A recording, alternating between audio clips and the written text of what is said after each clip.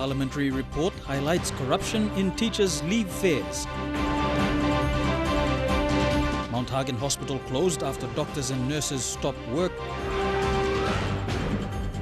NCD Governor wants residents to improve city's image. This is National EMTV News with Miriba Tulo. Good evening. Thank you for joining us for Wednesday's news. A damning report highlighting corruption and poor management of teachers' leave fares entitlements has been released by the Special Parliamentary Committee on Public Sector Reform and Service Delivery. The committee, headed by Goroka MP Birakimi Sopa, published the investigation report without tabling it in Parliament as protocol requires. Among other things, the committee found that leave fares were being paid to travel agents who had been appointed outside of the public tender process and that they were charging teachers up to 10% in fees. In a rather unusual turn of events, the Special Parliamentary Committee on Public Sector Reform and Service Delivery broke protocols yesterday. It released online detailed parliamentary investigation reports into the health sector and the teachers' leave fare entitlements. This is perhaps the most detailed report released into the teachers' leave fare concerns and highlights widespread abuses of the system and the funds allocated. The report highlights what it describes as systematic rorting of leave fares. In some provinces, the funds paid into provincial government accounts for teachers' leave fare entitlements are channeled through to travel agents who are appointed without a public tender process for their services. According to interviews carried out by the Parliamentary Committee, the travel agents also deduct 10% in management fees, usually without consent of the teachers. I think it's wrong. It's totally wrong. Any entitlement, it's not belongs to third party or second or third party. No, it's rightfully mine. I deserve it. In Morobe province, teachers have repeatedly called on the provincial and national governments to address concerns with little success. But we're just by surprise. They're telling us that you sign a form and you take it to travel agents. And when we went to travel agent, they said, we're going to deduct this so much. And then we don't know how this system works. I feel that my money has been stolen by someone else. That's what I normally feel. Because when we pay someone for a service, we should be getting service in return. And there's another side to this story. According to the Parliamentary Committee, teachers also conspire with provincial education authorities to alter their number of dependents and to get more frequent payments.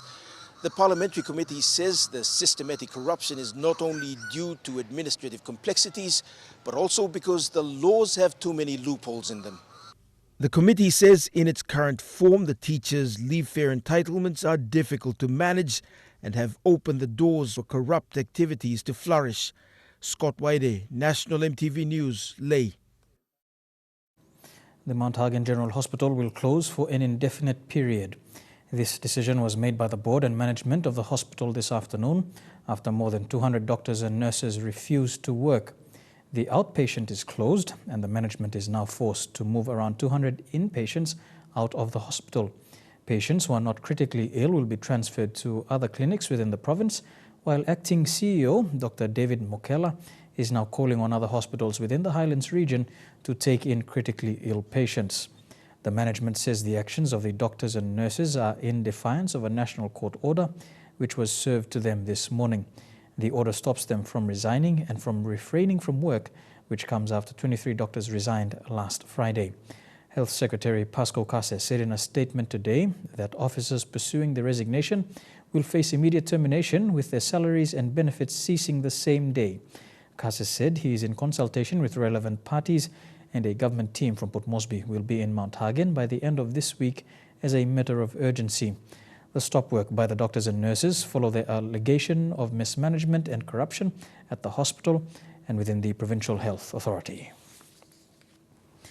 The University of Papua New Guinea will hold a reconciliation ceremony between students and the administration tomorrow.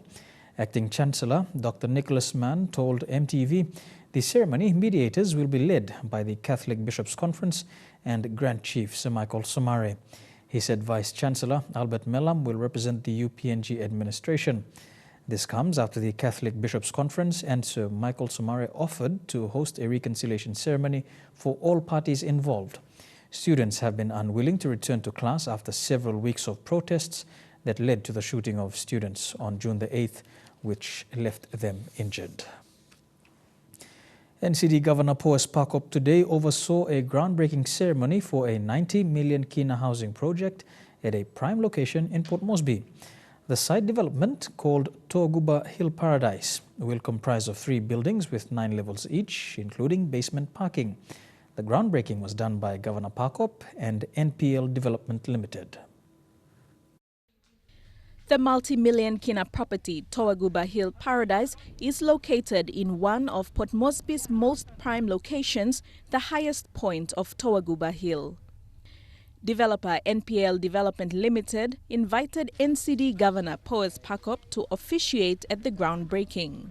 They're spending 19 million kina for this development. It's a massive investment, massive expression of confidence in the economy of our country and in the future of our city. I'm sure it is going to be a bonus for our city as well in terms of the image of our city, also providing opportunities for our people. Jimmy Poe, Managing Director of NPL Development, said the construction of the 3 buildings will begin immediately and is expected to take 2 years to complete.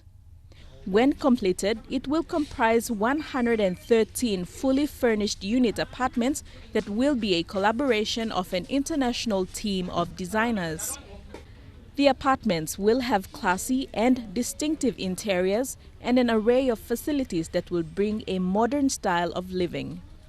With a million kina view of Ella Beach, Koki Bay and partially of Harbour City, Toaguba Hill Paradise will start with its pre-selling and offer a range of apartment types to suit clients' needs.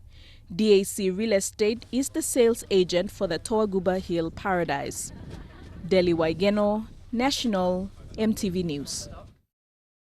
NCD Governor Poes Pakop also made an appeal for people to help improve the image of our capital city. He said in the long run, it will play a huge role in encouraging foreign investments like that of NPL Development. Pakop emphasized that small gestures like refraining from spitting on public property and maintaining litter-free streets contributed to attracting the hand of investors. Our city, as I keep on reminding everyone, can only become better if we create the environment that can attract investment to come in. That means making it clean, beautiful, peaceful, getting rid of bad habits like violence, spitting here and there. That will give confidence to investors like NPL and other investors as well. He asked the general public to keep an open mind about this because investors alleviated the burden on the government to ensure further development for the city. And it's a collective responsibility on all of us. Government alone cannot deliver. Our people need to also share that vision because at the end of the day, it's also about their lives. They will get employment, they will get income, their families will be catered for. In the long run, he said, apart from improving living standards and our image on a global scale, foreign investments into projects like Toaguba Hill Paradise would provide an avenue for employment opportunities locally. Melissa Gaviro, National EMTV News. The National Identification System will help integrated landowner groups to register their land and guarantee customary land leases for smallholders. This comes with a memorandum of understanding today between PNG NID and the largest agricultural corporation, New Britain Palm Oil in Port Moresby. Eric Harupma with this report. New Britain Palm Oil impacts 5% of the agricultural business benefits to Papua New Guineans primarily engaged in the agriculture sector. It is the biggest corporation in PNG with investments in West New Britain, Milne Bay, Oro, Morobe and New Island provinces. We have about 23,000 people that work for us.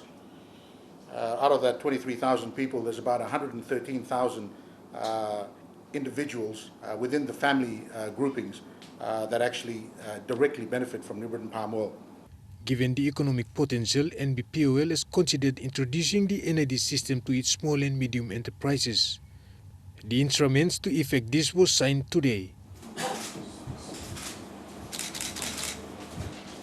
Under this MOU, landowners, mostly farmers, will use NID card system to register their businesses and lands. So that's an incentive from the government. It's free registration, free birth certificate, free ID card. And so I think this is very useful for our landowners. One of the important aspects of this signing is to be able to get our landowners to participate in resource industries or in initiatives of our private sector. Lands and Physical Planning Minister Charles Abel said this government database system generates value for the country. Government is drawing out information in order to improve development and of course some of the other benefits that you can see we're talking about today. A very important one relates to facilitating the process of land registration. Importantly, it relates to the process of land registration, and one aspect of it is the land reform process. NID card will play a big role to assist the department to ensuring that there is only one individual who is attached to that land, who is trying to incorporate the ILG. However, with the new legislative regime, Incorporated Landowner Group Amended Act and Land Registration Act 2014, the all ILG certificates will lapse on 27 March 2017, and this requires replacements of ILG certificates with NID cards. If you have properties already held under existing ILGs and you do not re-register or get it updated to meet the requirement of law, and the incorporated entity expires next year. Eric Arupma, National EMTV News. National and Supreme Court Judge Justice David Cannings has been reappointed and sworn in today for another 3-year term. He was sworn in by Governor General Sir Michael Ogio and witnessed by Deputy Chief Justice Sir Gibbs Salika, Senior Judge Justice Bernard Sakora, Justice Alan David and Justice Les Gavaranano. The swearing-in comes after Chairman of the Judicial and Legal Services Commission and Attorney General Arno Pala reappointed Justice Cannings. The reappointment was done in February this year. Justice Cannings is currently the residential judge in Medang Province. National EMTV News continues after the break. Stay tuned.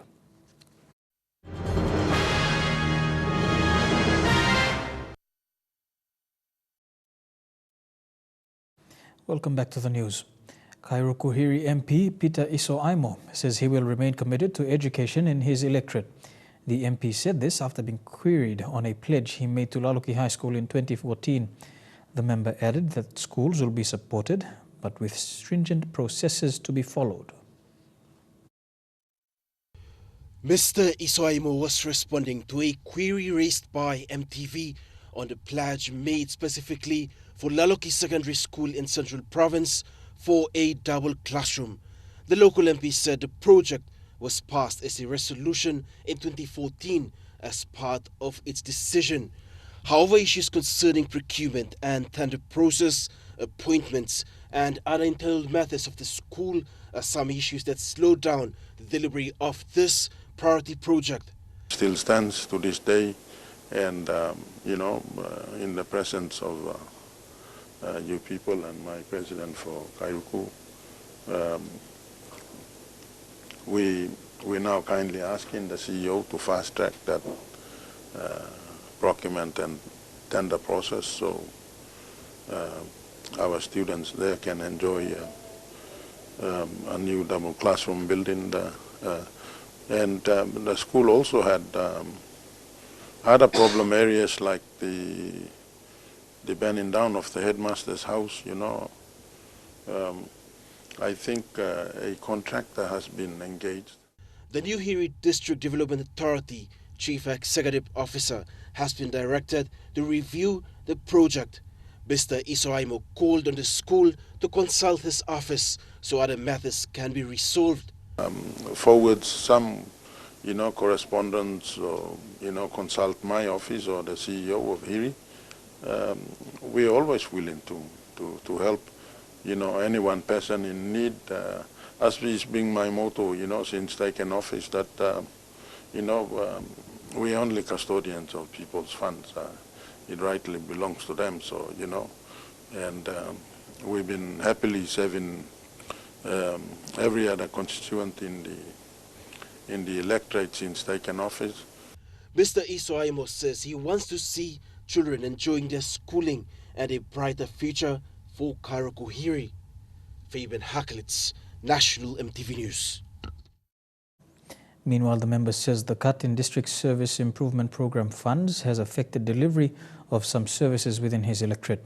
Kairukuhiri, being one of the largest electorates in the country, is struggling with funds being allocated to priority areas. Funds or DSIP funding is not, been drawn down in a timely fashion, and like in bigger amounts that we used to enjoy before. And it's an issue across the board for all electorates in the country. So whatever little they give, as a government, we have commitments right across the electorate. Morobe's Provincial Electoral Commission Office is working with limited funds to conduct a by-election in Morobe's Nawaib district. Polling dates for the Nabak LLG presidential seat by-election had been deferred 2 times already due to funding delays. Preparations for the Nabak LLG presidential seat by-election at Morobe's Nawaib district is underway but struggling due to funding delays. 3 polling teams have been deployed to Nawai's Nabak area and began voting today, while the other 3 teams are stranded in Leh with polling deferred to Thursday. The setback has been the result of a lack of funding support from the Electoral Commission office in assisting the provincial government fund this by-election. One of the delays in us moving back polling from what we originally scheduled on Saturday 18th was the arrival of materials late. 6 teams were assigned to conduct this by-election at the 14 wards in Nawai's Nabak LLG. The 50,000 kina that was allocated by the provincial government has not fully catered to all the expenses. Voting materials, transport, security personnel, and allowances are some of the expenses. Our expectation is for every citizen to be able to vote, who is eligible to vote, is able to exercise that democratic right. As the Electoral Commission, our responsibility is just to facilitate the elections. Polling dates have been moved back, but the Provincial Electoral Commission now hopes to complete all polls within the set period from 22nd June to 1st July. Colin Barilai, National EMTV News, Leh. The body of 21-year-old Leh woman Henrietta Jimmy, who was raped and killed last month, was finally laid to rest today. The accused, Martin Lucas, aged 24, has been charged with rape and murder and appeared in court last Friday. Police evidence presented in court said that the accused is from Nasuapum village in the Huon Gulf district of Morobe province. The court heard that Henrietta was at her stepfather's village at Nasuapum when Lucas sexually assaulted her and later murdered her. Henrietta's father, Jimmy Tewi, said the burial has happened after a month of mourning. The National Court in Port Moresby has instructed warders at Bomana Jail to ensure a female inmate imprisoned at General Hospital. The orders came after applicant Madeline Yari, a mother of 2 and a TB patient, told the court she was denied medical treatment and legal assistance by correctional officers and the Office of the Public Solicitor. The orders state that Yari will have access to 15 minutes of telephone calls to her lawyer or a medical doctor each week, and warders have to ensure the orders are complied with. Yari, who is serving 17 years in prison, was representing herself in court today. These orders were handed down this afternoon by Justice David Cannings. And now a look at the finance news. The kina opened unchanged at $0.3160 in the interbank market. At Bank South Pacific, your kina was buying $0.3085, $0.4109 Australian dollars, $0.2711 euro, and 32.06 Japanese yen. Looking at commodity prices at New York close, gold, coffee, and copper closed lower, while cocoa closed the day higher. Crude oil closed higher, palm oil closed lower, while copper closed the day unchanged. And on the stock markets, the Dow Jones closed 24 points higher, the ASX closed 11 points higher, and the All Ordinaries closed 10 points higher. Here with National EMTV News, a landslide in Indonesia, UK referendum on EU membership, and anti-doping in Rio. Those stories making headlines overseas when we come back.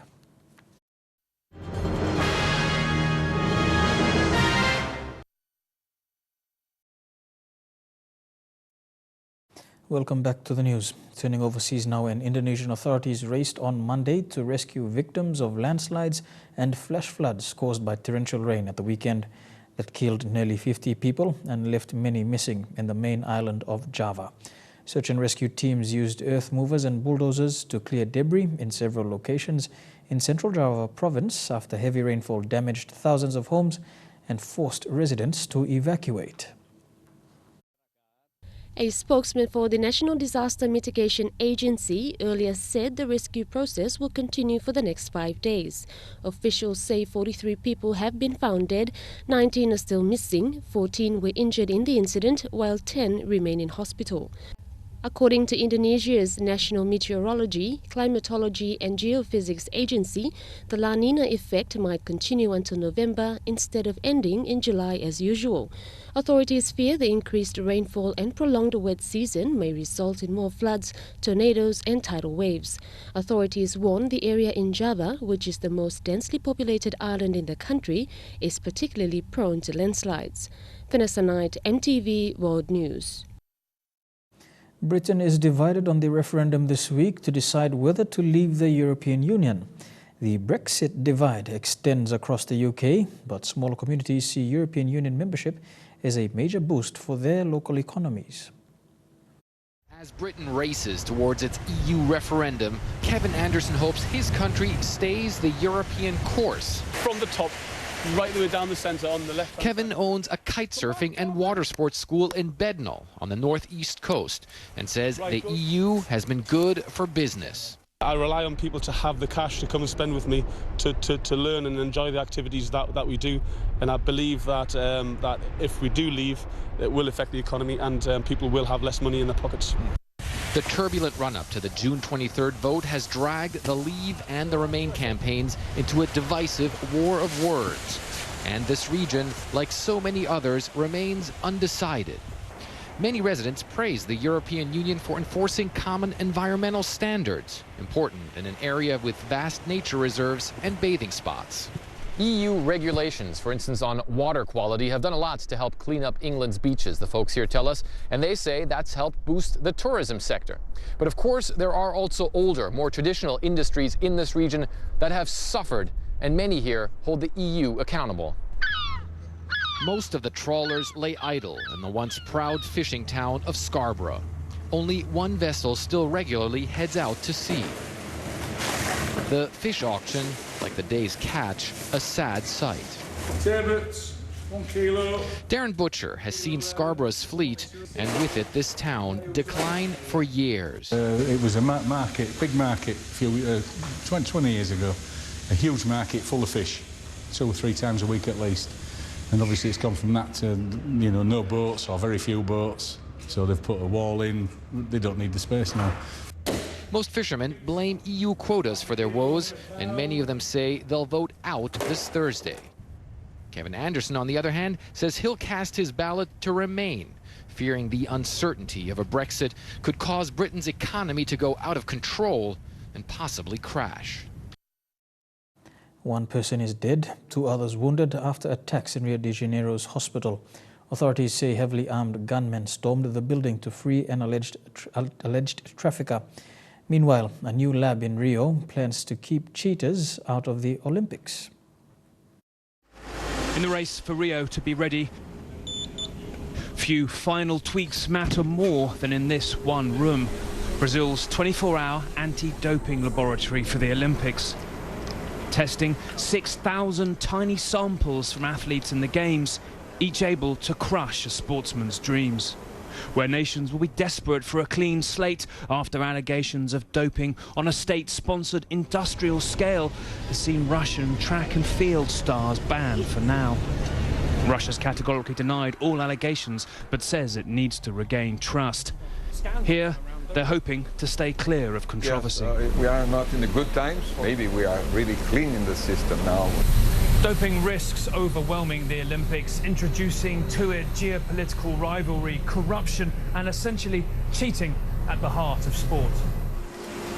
Here, urine is stripped down to the core molecules these spectrograms then identify. But it's before this stage that samples were allegedly tampered with in the 2014 Sochi Games. Russia accused, staggeringly, of using its security services, its new KGB, to tamper with supposedly tamper-proof bottles, allegedly using this hole in the laboratory wall to switch samples.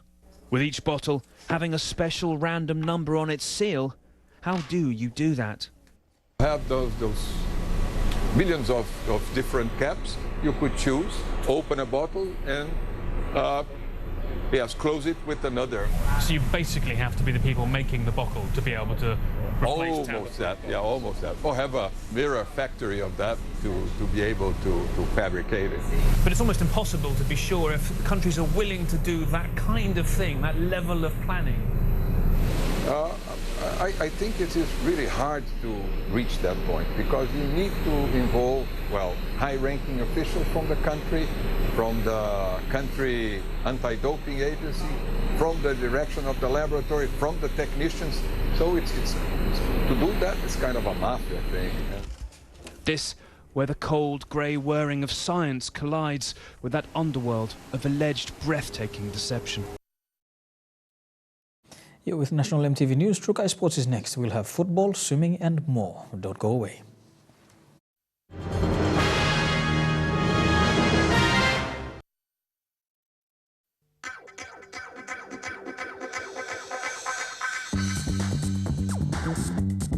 Trukai Sports.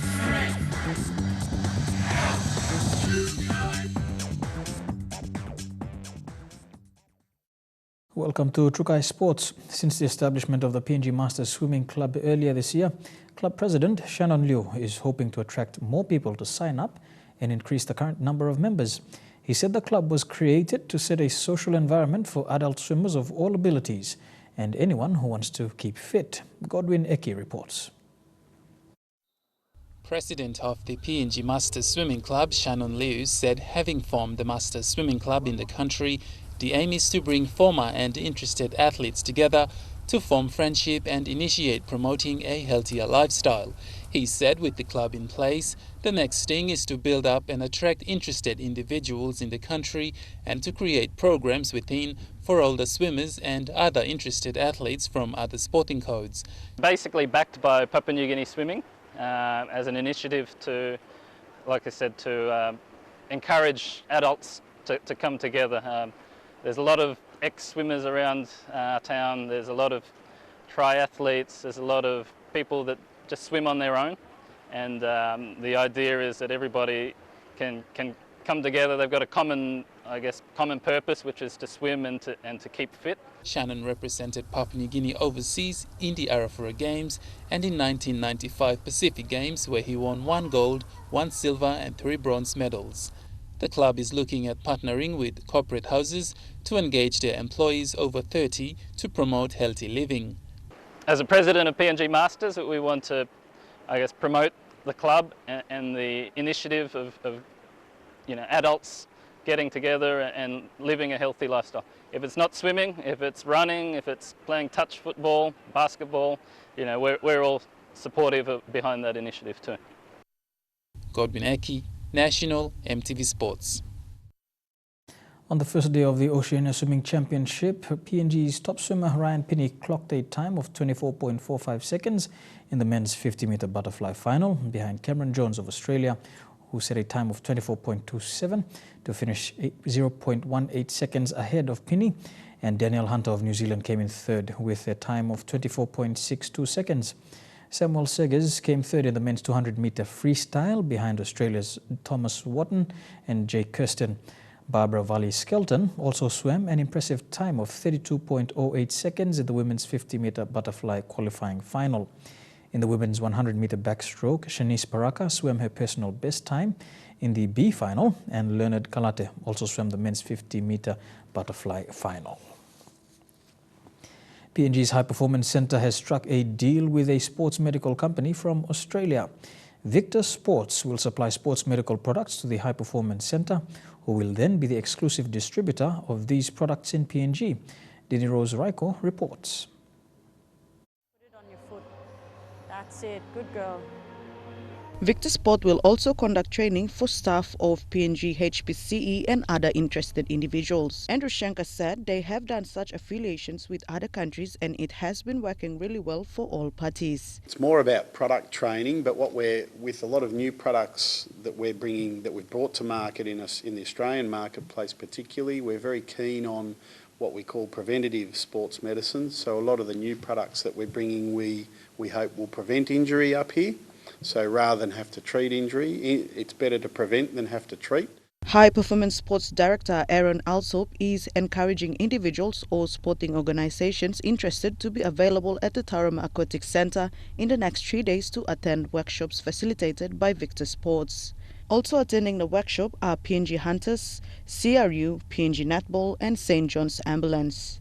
Participants have been urged to order medical kits that suit the sport, as PNG does not have specific medical kits required for various sports, and this is seen as an important partnership development. There's significant opportunity for Victor Sports to grow here, but also to assist the sports in their growth. And part of the growth in sport at any level, anywhere in the world, is to understand more about injury, how to prevent injury, how to treat injury, and make sure that your athletes are spending as much time on the field or on the court rather than off it. The kits will be ready for PNG Games teams who are interested to purchase. Dinero Straiko, National EMTV Sports. To football, and following Malaysia's 2-0 loss to Papua New Guinea couples last week in Port Moresby, Malaysia coach Ong Kim Swee accused some of his players of a lack of character after an experimental lineup saw a poor start to their Oceania tour. The Malaysian team faced criticism when their side failed to impress in their loss against the spirited home side PNG, ranked 193 by FIFA. Ong Kim Swee said his players didn't show enough character and help each other on field, resulting in the loss.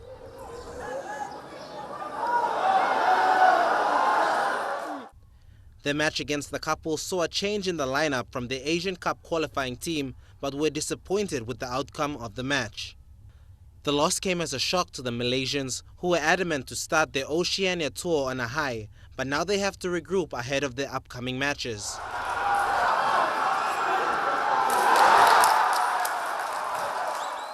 The Malaysian Tigers will play New Caledonia on the 22nd of June and Fiji on the 26th before they return home. Dion Kombang, National EMTV Sports. Trukai Sports continues after the break. Stay with us.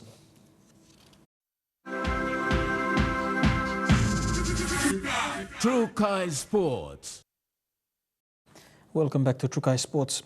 SPPNG Hunters coach Michael Marum has named his side to play the North Devils this weekend. Co-captain Adam Korave, who was placed on report for a reckless high tackle in last weekend's match, has been cleared to play this weekend after the QRL judiciary found there was no case to answer.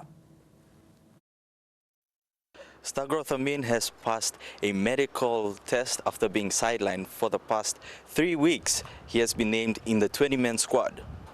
Yeah, no, Star was actually going to play last weekend, but he had to pull out due to family issues at home. So yeah, no, so he's back at training. Trained well Monday up until today. So yeah. Ismail Balkau has been dropped from the team due to lack of performance.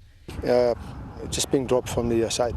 Yeah, just performance there. So thought he allowed soft tries there. So it's been given him a chance last week, and I spoke to him, but you know this boy is becoming a target to the opposition too. So and yeah, no, we can't do that. Okay, I know he'll work hard and come back into the side. So yeah.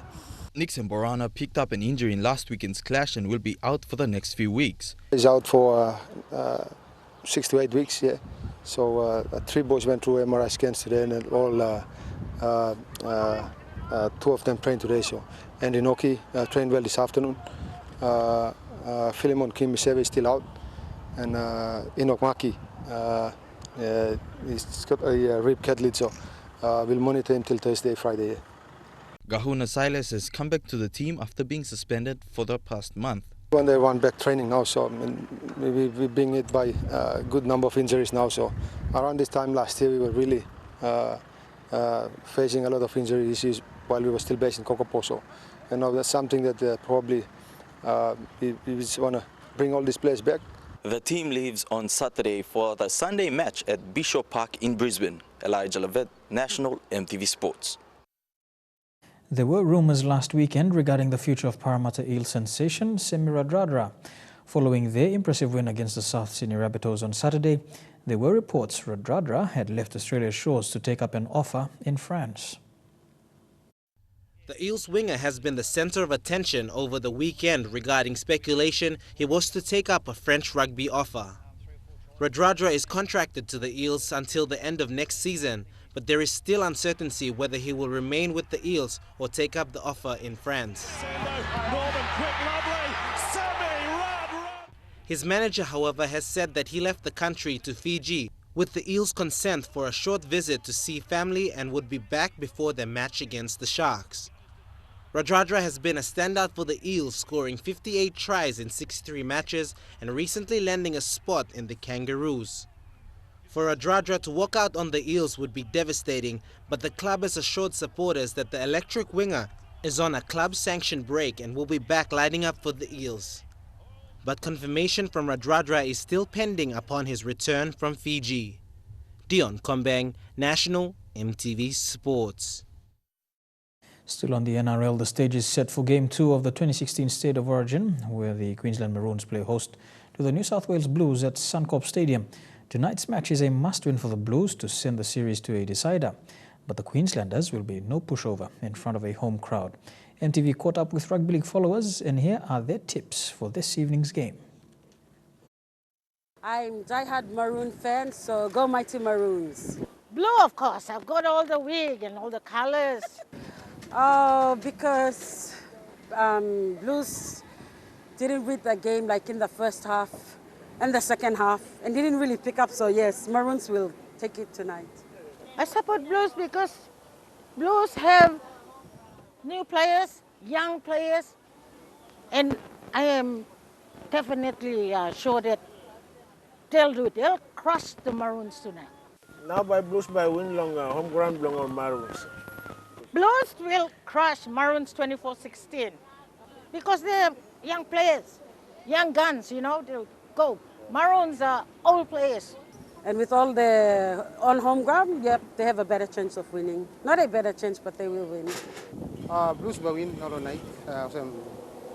Fan the Blues here, but EMTV must matching by 8 number close game. Blues will crush Maroons 24-16. And by 12:36 or some kind. My last words to all the Blues supporters out there, it's our night tonight. The West New Britain provincial government continues to impress authorities with the work being done to prepare venues for the upcoming PNG Games. This follows a visit to the province recently by Sports Minister Justin Chichenko and head of the PNG Sports Foundation, Peter Chamalili. Chamalili confirmed that following the staging of the BSP PNG Games in 2016 in November, the venues will remain under the provincial government. The foundation, however, will continue to supply technical assistance and support with regard to their management. Their legacy plan, including the upskilling of their facility managers. But the facility belongs to West New Britain provincial government. Yep. But we'll be helping them with their legacy planning and their venue management. Meanwhile, Chamalili also announced the appointment of John Boyno as the PNG Games Deputy Chairman. He said the appointment of Boyno marked a key milestone in the development and growth of the PNG Games, as it highlights the event's internal structures which ensures the game's successful delivery. It's my pleasure to also announce to the rest of the 22 provinces, particularly to all the administrators and the governors, that the council has now officially declared its new deputy chair, which on my left, Mr. John Boyno, representing the Southern region, and also was the key manager for Team NCDC. But first and foremost, for myself, I'd like to take this opportunity to thank the Sports Foundation for having confidence in me. I'm humbled I'd like to thank NCDC as well for ensuring that I was part of the sports community within NCD, and my fellow Southern Region Council members. They had that confidence in me, and we worked together, and I think through that cooperation, Sports Foundation had seen that probably I was a candidate for this. So I'm humbled by the appointment. What has actually transpired again in Kimbe, the chairman has said everything. West New Britain is ready. It is Papua New Guinea Games. It is for the 22 provinces. They are ready, and they will deliver the games. They will deliver the games. And that ends Trukai Sports. When we come back, the weather details for the next 24 hours. Trukai Sports.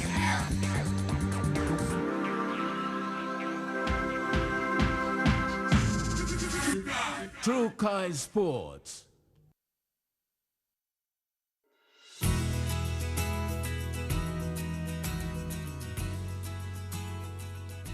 Taking a look at the weather forecast for tonight and tomorrow in the southern region, Port Moresby, cloudy periods with a shower or two for Daru, Kerma and Popondetta, and some showers in Alotau. To the Momase region, showers in Ley and Wau, thundery showers expected in Madang, Wewak and Vanimo. To the New Guinea Islands region, thundery showers in Lorengau, showers in Kavieng, Kokopo, Rabaul and Kimbe, and a shower or two in Buka. And to the Highlands region, Mount Hagen, Goroka, Kundiawa, Mendi and Wabeg, you can expect some showers over the next 24 hours with morning fog. To look at the forecast for small ships for the next 24 hours, and there is a strong wind warning current for all coastal waters of southern and PNG Indonesian border through Torres Strait and Daru to Kiwai Island to Kerma, Yule Island, Hood Point to Samarai Island. Waters of southern PNG Indonesian border through Torres Strait and Daru to Kiwai Island to Kerma, Yule Island to Hood Point to Samarai Island, and with waters of eastern and western Milne Bay Islands seas 2.5 to 3 meters. Waters of Samarai Island to Cape Vogel to Finschhafen seas 1 to 1.5 meters. Waters of Cape Vogel to Finschhafen through Whittier Strait, Long Island including CSE Islands, Dampier Strait with waters of Long Island to Madang, Bogia, Wewak, Aitape, Vanimo and northern PNG Indonesian border, with waters of Manos and its western group of islands, and waters of New Ireland to New Britain seas 0.5 to 1.3 meters. Waters of Bougainville seas 1.5 to 2.5 meters.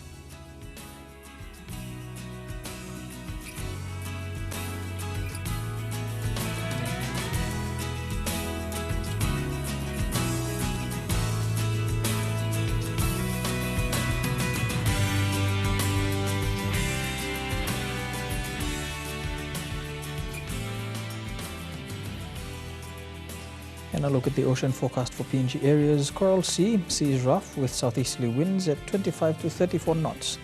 Solomon Sea seas moderate to rough with southeasterly winds of 20 to 34 knots. Bismarck Sea seas slight with southeast to easterly winds at 10 to 15 knots with gusts. In the Pacific Ocean, seas slight with southeasterly winds at 10 to 15 knots. Before we go, recapping our main stories for tonight. Parliamentary report highlights corruption in teachers' leave fares. Mount Hagen Hospital closed after doctors and nurses stopped work, and NCD governor wants residents to improve the city's image. And that's the news, sports and weather for tonight. On behalf of the EMTV News team, I'm Meribatulo. Pleasant viewing. Good night.